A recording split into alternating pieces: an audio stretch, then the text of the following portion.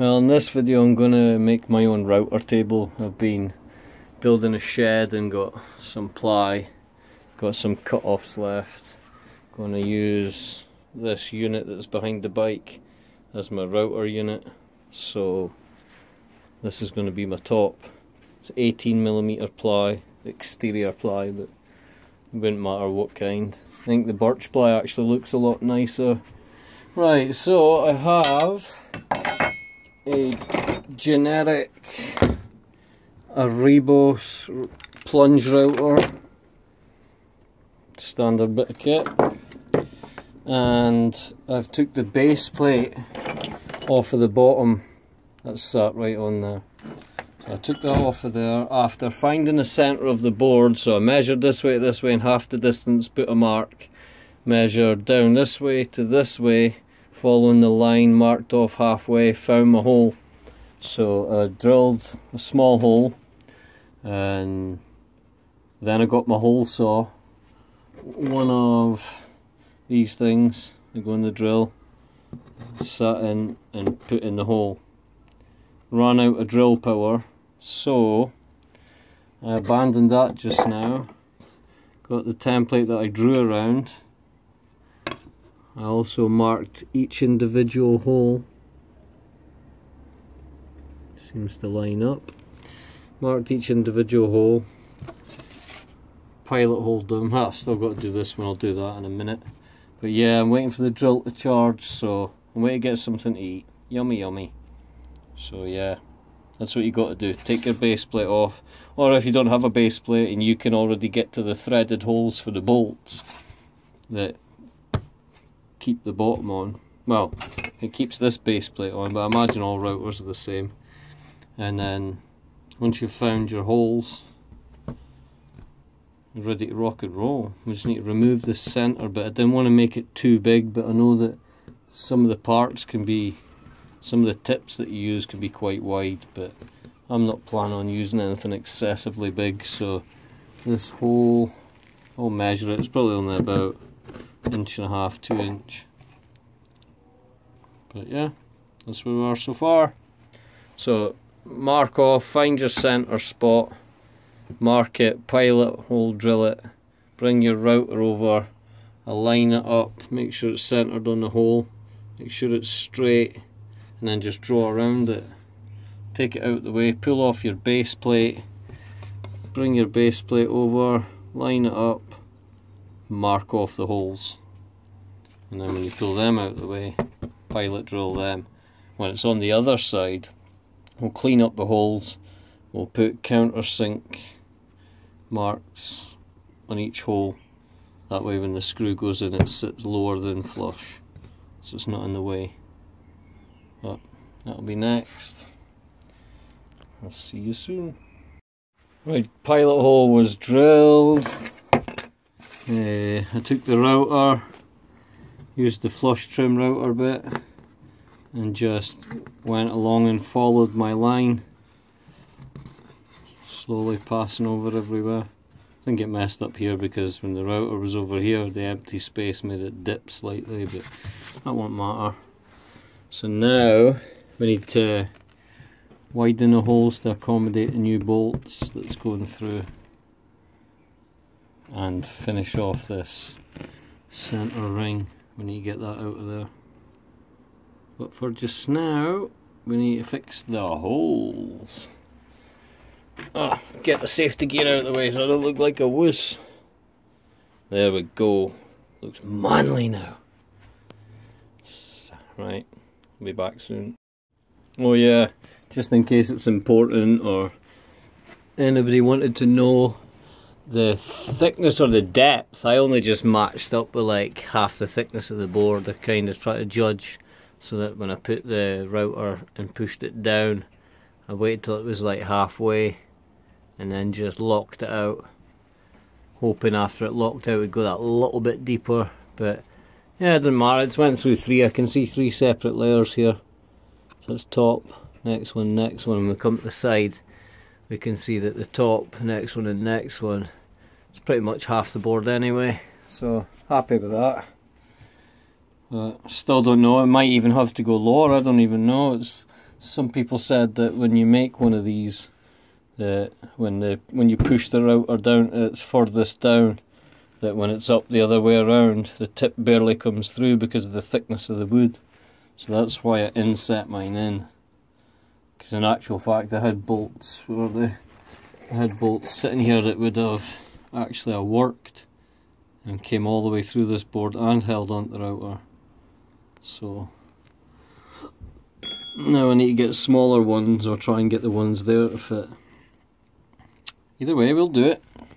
See you soon. Right, so we widened up the pilot holes we put to 4.5mm straight through. Found another screw that wasn't as long, so sat this on the unit on the worktop here, slid it forward till the holes were exposed, pushed one through and just leaned up underneath and screwed it in. I was struggling to find a balance point and holding it with one hand, keeping the board straight, and yeah, that was just easy and obvious. But yeah, I got that done. Drill's dead again. We chopped out the centre hole in the middle. Took about 10 attempts of going but that got done. So now, as you can see, big crash bang wallop. It's through from the other side. Some of these screws are raised slightly, so I'll take them out one at a time and basically just put them a little bit deeper, countersink them a little bit more, one at a time, and then retighten. So I'll do that just now. Right, well, that's the countersunk holes done, screws are in, none of them affect the top surface. Router bit only comes through a few mils, so I might actually pull it apart tomorrow and put it in a little bit deeper. As you can see, that's as much as it's coming through.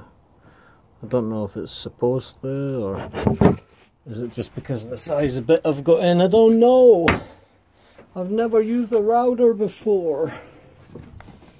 Right, now tonight I need to figure out how to make a fence, because it was just the way it come down under here.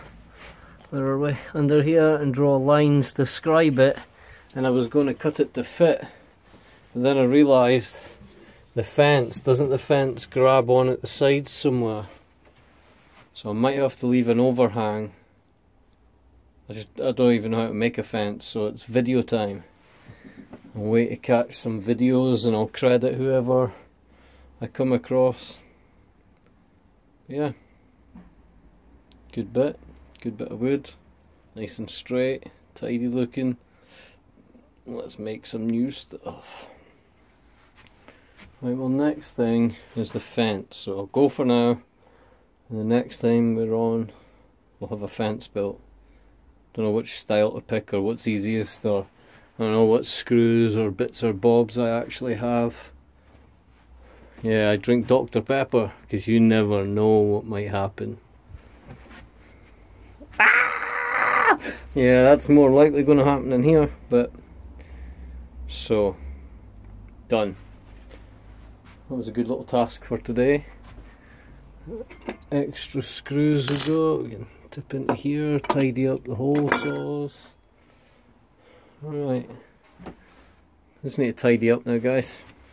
So bye for now. Hello again, senores. Well, so far we looked at about 20 different videos, and as far as I know, building some kind of T-frame. So I just flushed up the edge. I just used a rip snorter skill saw and just put the little frame at the side because it already had a straight edge. Try to get the best straight I could. Then I just got a spare piece of wood here that had a straight edge, butted that up against it. In fact, I lined this up to roughly where it was, and then I got the speed square and I put it up against the flush edge of that little bit of wood, this bit. I put it up against and drew a straight line along the top, and then I got this piece of wood, and because it's got a flush edge here, and I flushed it up with a square line mark, screwed it in to hold it into place. So now we just have a T-frame. That's all it is. Now, I've been looking at a lot of people, and there's a guy called Izzy Swan. Wow, I've subscribed. Wow, man, you should check that guy out if you haven't. Guy's a god with wood, like. There's not a tool he can't make or anything he can't do with wood. Guy's amazing, man. So I was watching him, and he was just saying essentially you need a T-bar, and that's going to give you your straight edge. And then from there I just need to get like a other bit of wood that's got a straight edge as well and drop it down so it sits flush, and then screw it in from here. So that'll be the next stage. I need to get a length of wood, get it flush, well, get a bit that is flush, line it up and get it ready. I'll probably screw it in, so I shall see you then. Oh yeah, one more thing. Once the fence faces up, a lot of people have been putting other right angle bits down here to strengthen it at the back. So, if need be, chop saw. But we might have some bits lying about, so we'll see you on. We lined up cut the faceplate to fit, lined it up, drilled some pilot holes, sunk some screws in. They are kind of raised out a bit, so I'll probably pull the two that's raised out and countersink them, just so that they're off the main flush. A big chip happened here, drilling, but this bit's going to be cut out anyway. It's going to be cut out all around there. Oh, it's going to be cut out all up over here. So I think that's what we'll do next. 2 seconds. Just thought I'd show this bit in case anyone didn't know. I'm cutting the hole. So to do the face, I removed the screw that I had in the centre, and I just placed the hole saw drill part in the hole and chopped out about a 2-inch hole. And now that I've done that, I've just flipped it this way, and now I'm oh yeah, now I know why it's not drilling out. Still got the bit stuck in the end, so I'll remove this first. But yeah, that's how I was doing it. And then I was just resting the drill tip up against this bit of wood and chop it out from there. So, just in case you need to know how it was removed while built, I didn't fancy taking it all apart just to cut a hole out of it, so that's how I got my way around it. Right, back in a second. Right, well, we finished cutting the circle there, then we had to set it up. As you can tell, it took a couple of attempts, but I totally forgot about it, and it was like way over here. But line this up, so now it's a bit sticky just now, but as you can tell, the hole's lined up.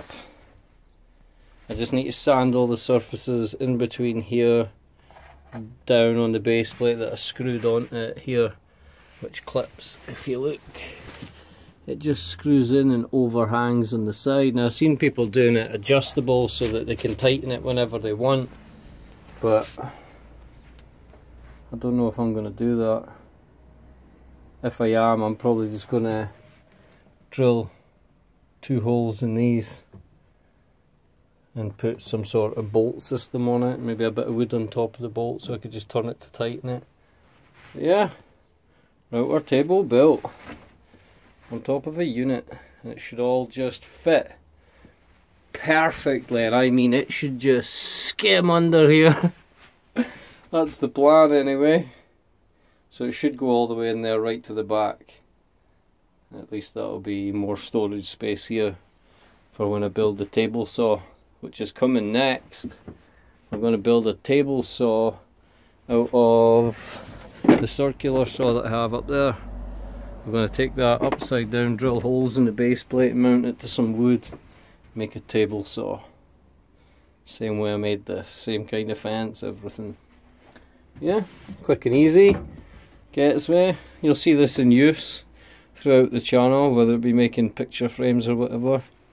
And I made sure I put a line before I got too busy, so that when I want to cut for a miter line, that's the line I'm going to use. So yeah, all I'll need to do is come back however deep it needs to be for the T-track. But yeah, done it. Happy. Now we can get other tools all up on this wall.